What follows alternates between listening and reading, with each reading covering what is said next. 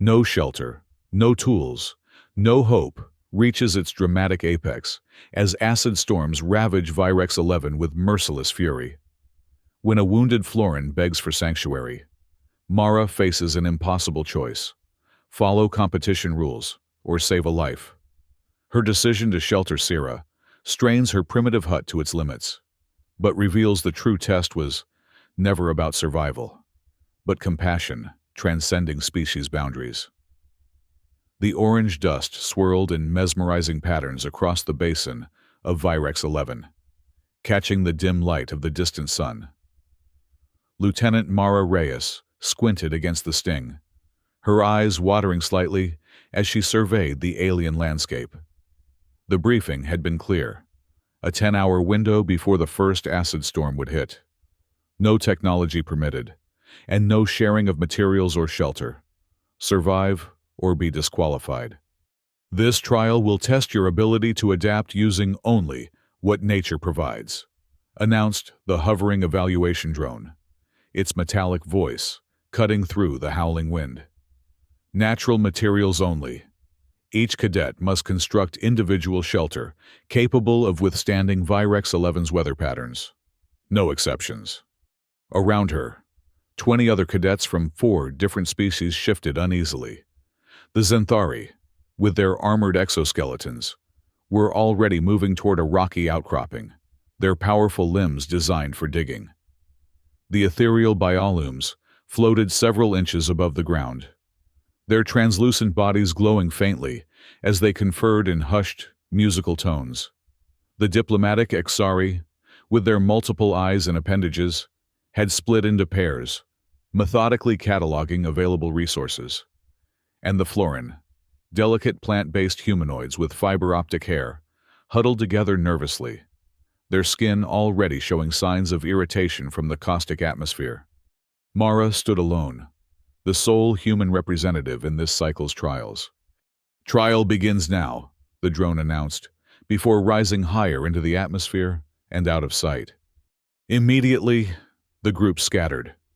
Mara watched as the Zenthari began digging trenches with alarming speed, while the biolumes started gathering crystalline formations that sparkled even in the dull light.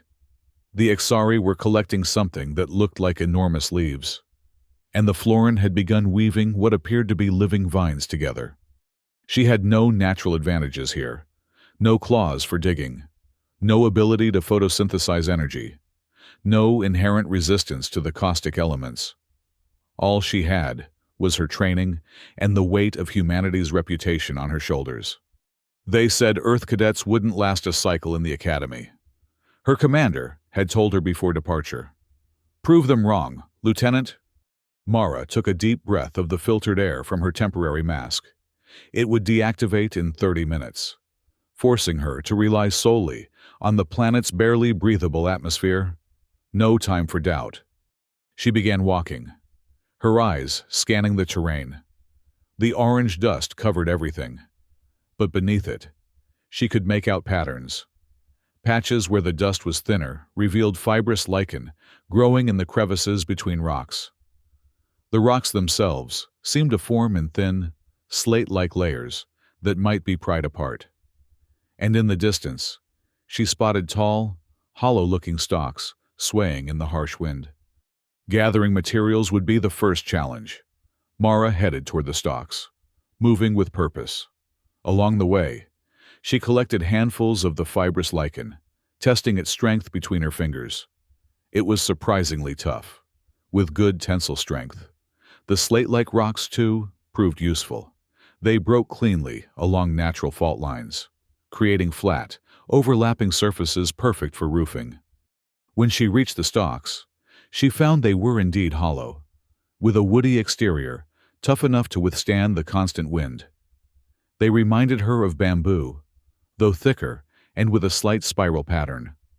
Using a sharp edge of slate, she began cutting several stalks near their bases. "Primitive methods for a primitive species." The voice came from behind her, musical and slightly condescending. A biolume scholar hovered nearby, its body pulsing with gentle blue light. "Sometimes the oldest solutions are the most reliable," Mara replied, not pausing in her work. The biolume made a sound like tinkling glass. A laugh. Perhaps. Our crystal dome will be both beautiful and impervious to the acid. Your sticks will dissolve in the first rainfall. Before Mara could respond, the biolume darted away to rejoin its cluster. She watched as they began assembling something that indeed looked like a dome, the crystalline segments catching and refracting the light. Doubt crept in. What if the alien was right? Survival training on Earth had covered countless environments, but nothing quite like Virex 11. The acid content in the rain here was strong enough to eat through standard-issue uniforms in minutes. Would natural materials fare any better? She thought of the ancient A-frame structures humans had built for millennia. Simple, effective, and remarkably resilient when constructed properly. The basics remained the same across environments. A strong frame, secure lashings, proper insulation, and strategic placement. With renewed determination, Mara gathered her materials and found a suitable location, a slight depression in the basin with natural rock formations on either side that could serve as anchoring points. The site offered some protection from the wind, while allowing acid runoff to flow away from the shelter. She began construction by securing 2 of the thickest stalks in an inverted V-shape, using the lichen fibers as lashings. The fibers required careful handling. Too tight, and they would snap. Too loose, and the structure would collapse. It was painstaking work, but Mara's fingers moved with practiced precision. As she worked, she noticed a spongy, moss-like growth underneath some of the rocks. When squeezed, it released a waxy substance that seemed to repel the caustic dust. This could serve as both insulation and waterproofing. She began collecting as much of it as she could find. The basic frame took shape, an A-frame shelter with a series of smaller stalks creating a ribbed structure, all secured with the lichen lashings. Over this, she began placing the slate-like rock pieces in overlapping patterns, creating a shingled effect that would channel the acid rain away from the interior. A sudden gust ripped through the basin, and Mara watched in dismay as one of her rock slabs tore free and skittered across the dust. The lashings on another section had loosened, threatening the integrity of the entire structure. She worked quickly to reinforce the weakened areas, packing extra moss into gaps and doubling the lashings where needed. Her mask deactivated with a soft beep. The filtered air cut off, and Mara took her first full breath of Virex 11's atmosphere. It burned slightly, but was breathable for now. The atmosphere would become more toxic as the storm approached. From her position, she could see the other shelters taking shape across the basin. The Xanthari had created a network of burrows with reinforced entrances. The biolume's crystal dome gleamed impressively in the center of the basin. The Exari had constructed what looked like sealed pods from the enormous leaves, while the Florin had grown a living shelter of interwoven vines. Each species had leveraged their natural abilities and knowledge. The shelters looked advanced, elegant, and completely untested in Virex 11 storms. The first warning came as a distant rumble. Mara glanced up to see dark clouds gathering on the horizon, flashes of electrical activity illuminating their underbellies. The wind picked up, carrying a faint sizzling sound. She doubled her efforts, securing the last of the slate shingles and reinforcing the entrance, a small crawl space that could be sealed from the inside with a slab of rock. Inside, she created a raised platform of stalks covered with the spongy moss, keeping her off the ground where acid runoff might pool.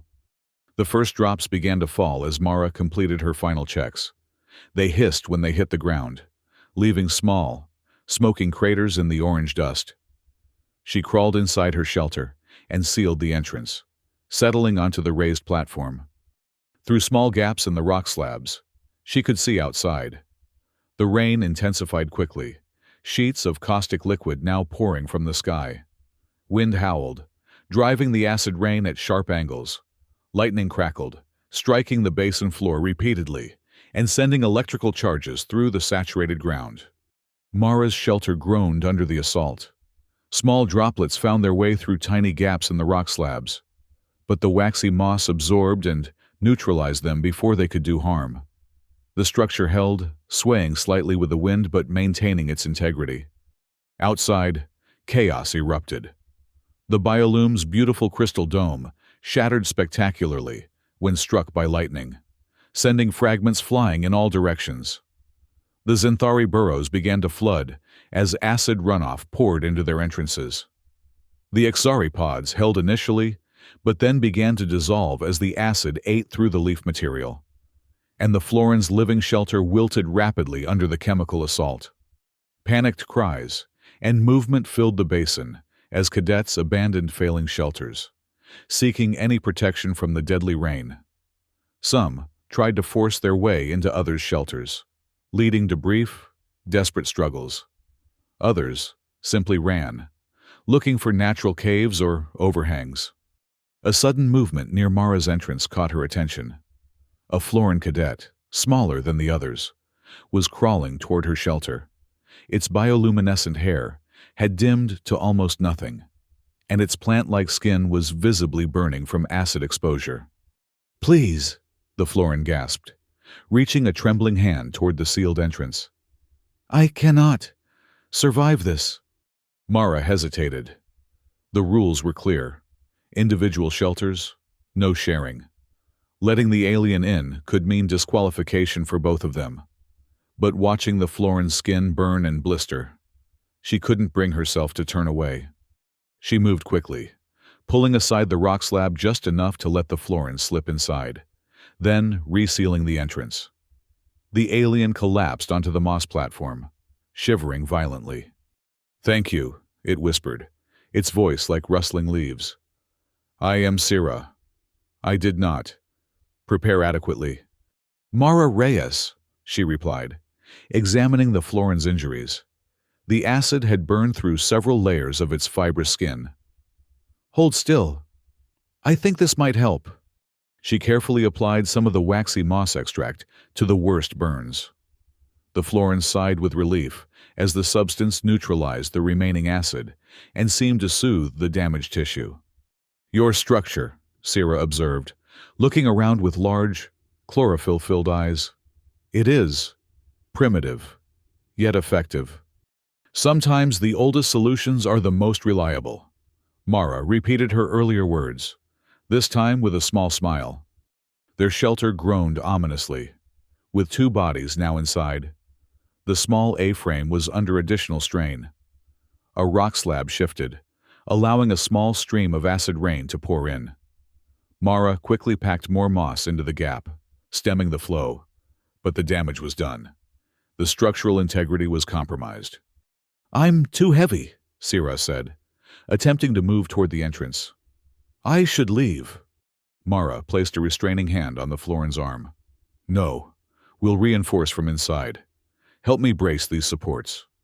Together, they worked to strengthen the weakened areas, using spare stalks as additional bracing and packing moss into every gap and seam. The shelter continued to groan and sway, but it held. Outside, the storm reached its peak. Lightning struck with increasing frequency, and the acid rain fell so heavily that visibility was reduced to mere meters. Through the small viewing gaps, Mara could see little but the occasional flash of movement as cadets sought any form of protection. Hours passed.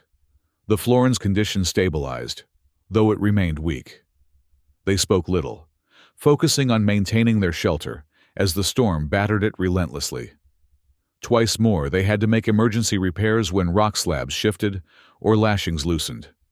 Finally, the storm began to subside. The rain lightened, and the wind decreased to a constant but manageable howl.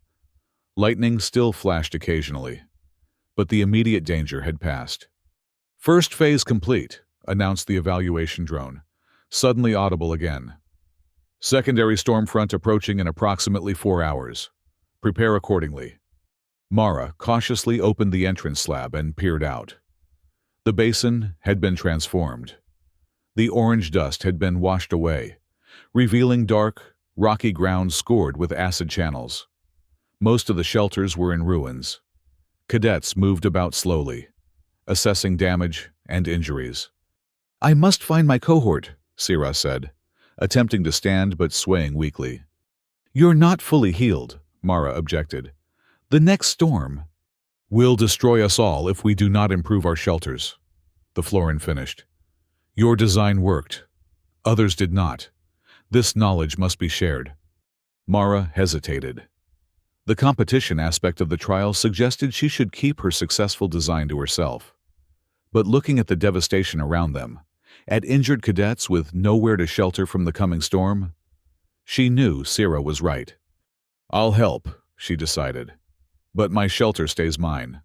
We'll build new ones for the others." Sira nodded in agreement, and together they emerged from the A-frame. The reaction from the other cadets was immediate. Several rushed toward them, voices overlapping in urgency. "Your shelter survived. How did you manage it?" "You must share your technology." Mara held up her hands for silence. "No technology. Just basic engineering principles and the right materials. I can show you how to build your own, but we need to work quickly." There was resistance at first, particularly from the Zenthari warrior, who seemed to be their leader. "Why should we trust human methods?" the armored alien demanded, its mandibles clicking aggressively. "Perhaps you simply got lucky." "Luck had nothing to do with it," Mara replied evenly. "My shelter was the only one still standing after the storm. That's not coincidence." "Kar," Sira addressed the Zenthari, "I witnessed the effectiveness of this design from inside. It protected both of us." This revelation caused a stir among the cadets. Sharing shelter was against the rules, yet the evaluation drone, hovering nearby, made no comment. Finally, the Zenthari relented. "Show us, then. But the second storm will be the true test." Mara organized the remaining cadets into teams, assigning each to gather specific materials: stalks for framing, lichen for lashings, slate rock for roofing, and moss for insulation and sealing. She demonstrated the basic A-frame construction, explaining the principles behind each choice. "The A-frame sheds acid rain effectively," she explained, showing how the angled sides channeled the caustic liquid away from the interior. The overlapping rock slabs create a natural drainage system, and the moss neutralizes any acid that makes it through. The alien cadets proved to be quick learners, adapting her design to suit their physiologies. The Zenthari built a larger, reinforced version that accommodated their bulky forms. The remaining biolumes created a hybrid structure, incorporating smaller crystal elements within a traditional frame. The Ixari worked methodically, their multiple limbs allowing for precise construction, and the Florin, guided by Sira, wove living elements into their frame that strengthened rather than weakened it. As they worked, Mara circulated among the teams, offering advice and assistance. The initial skepticism faded as the shelters took shape, replaced by a grudging respect. "You are not what I expected," Earth Cadet admitted an Ixari diplomat, its multiple eyes blinking in sequence. "Our briefings suggested humans relied solely on technology, with little innate survival skill." "We have a long history before our technology," Mara replied, helping the alien secure a particularly troublesome lashing. "Thousands of years of building shelters from whatever materials were available. That knowledge isn't lost. It's the foundation everything else is built on." In the distance, the secondary storm front approached, darker and more ominous than the first. The cadets worked faster, pushing through exhaustion and injury to complete their shelters. Mara returned to her own A-frame to make repairs and reinforcements. The structure had held, but another storm would test it to its limits. She replaced weakened lashings, added additional bracing, and applied fresh moss to all seams and joints. Inside, she found a small bundle. Opening it revealed several pieces of the biolume's crystal, wrapped in leaves. A note in Academy Standard script read simply, "For light, with gratitude." The gesture touched her, Despite the competitive nature of the trial, cooperation had emerged naturally in the face of common danger. She carefully placed one crystal in a strategic position near the entrance, where it cast a soft blue glow throughout the interior. The warning drone appeared overhead. "Secondary storm front imminent. All cadets should seek shelter immediately." Mara sealed herself inside her reinforced A-frame, just as the first acid drops began to fall. Through her viewing gap, she watched as other cadets hurried into their newly built shelters. The second storm hit with even greater fury than the first. Acid rain pounded against her roof, and lightning struck with terrifying frequency. The wind screamed, finding every weakness and applying relentless pressure to all surfaces. Her shelter creaked and swayed but held firm. The reinforcements proved effective, and the fresh moss ceiling prevented any significant leakage. Mara allowed herself a moment of pride. Her design was sound. Hours passed in tense vigilance. Occasionally, she caught glimpses of the other shelters through the downpour. They too were holding, though some showed signs of strain. The Floran structure actually seemed to be growing stronger, its living components responding to the stress by thickening and reinforcing naturally. When the storm finally subsided, the evaluation drone's announcement came as a relief.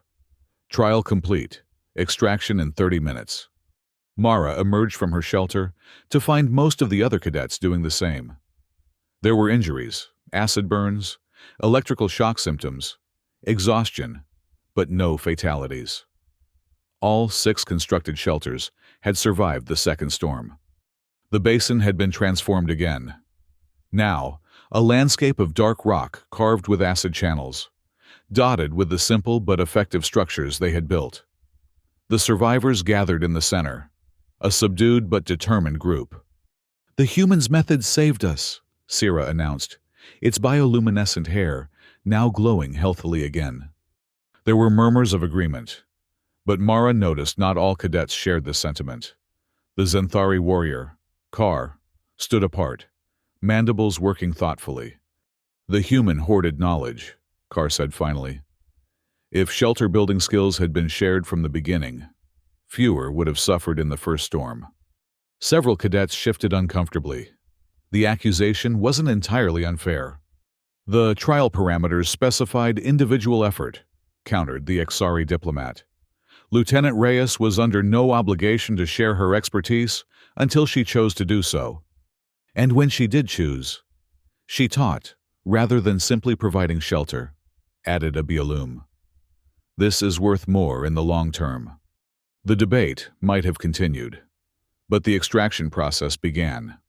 One by one, cadets were enveloped in transport fields and disappeared, presumably returned to the Academy orbital station. When Mara's turn came, she found herself not in the expected medical bay, but in a small, austere evaluation room. 3 Academy officials, 1 Zenthari, 1 human, and 1 Exari, sat behind a simple table. "Lieutenant Reyes," the human official began, "your performance in the Virex 11 trial has been noted with interest." "Thank you, sir," Mara replied, standing at attention despite her exhaustion.